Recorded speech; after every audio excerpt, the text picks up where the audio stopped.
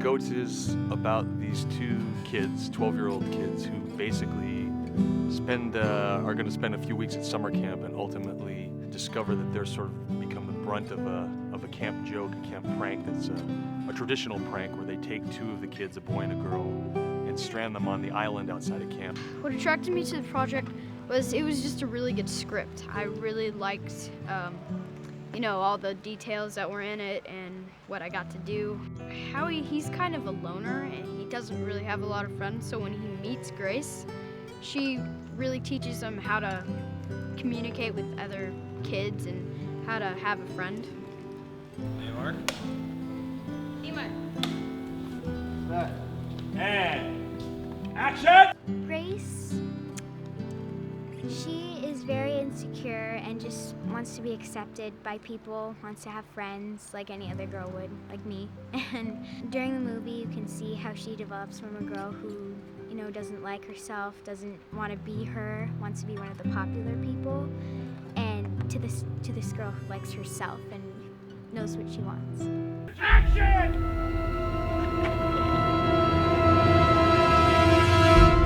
Well, the adaptation for me was fairly simple because I felt the book had this really strong structure and great characterizations. It was really about like how to visually translate those words into images, and so that I was really strict about saying less and really making particular screen direction writing so that one frame could tell a story of maybe 1,000 words. And so it was really, for me, it was pictorially trying to translate Brock's story and make it cinematic. So it came to me quite easily because the story was so strong. The biggest draw for him was to be able to go back to his, grassroots filmmaking, and it's down and dirty, and it's just about the story, it's just about the characters, and it's really about what DJ wants and his vision, and it's amazing seeing that come to life. Such amazing actors that are just giving us their all too. It's a nice family environment here. Never kissed anybody in my entire life, so I'm pretty nervous. Easy, baby. It's just a kiss. The beauty of directing the younger kids is if you can just keep them honest and pure.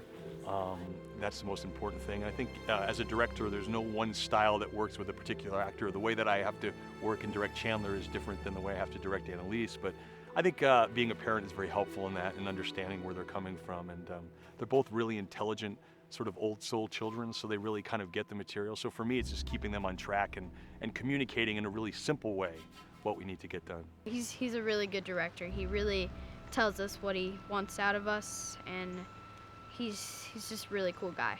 Getting to know Chandler has helped me in the movie because at first we didn't know each other very well, and in the movie we don't know each other very well. We're very weary and really scared of each other. Through the movie we become best friends, and she's really, really sweet. We kind of exercise together and watch movies together and play games together. You need a lift?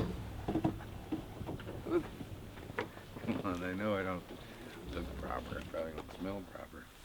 Look, got nothing to be afraid of. Deputy Sheriff. He could be, he represents the real world to these children who've had pretty good luck, pretty great Huck Finn adventure out there in the woods. And Harry Hofstadter might be a very serious wake-up call, even though I hope he's kind of fun to watch.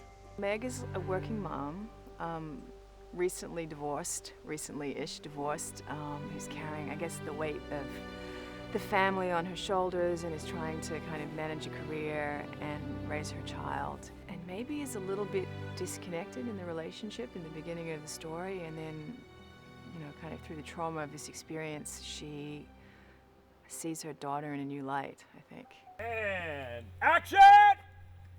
I think the message of this film is there's incredible beauty and a great inner strength and peace and great people within the victims. And I think this sort of celebrates that. I think so many times stories about, bullying and all that stuff, they're disgusting and they're negative because they're really ugly stories. And I think what's about this, you find a very ugly situation of bullying, but the story is something that's really celebrating the inner strength of the victim. It just really hurts to be on the other end of bullying. with people going behind your back, and it doesn't have to be physical bullying for it to hurt. It can also be rumors. I don't know why people do it. It's mean.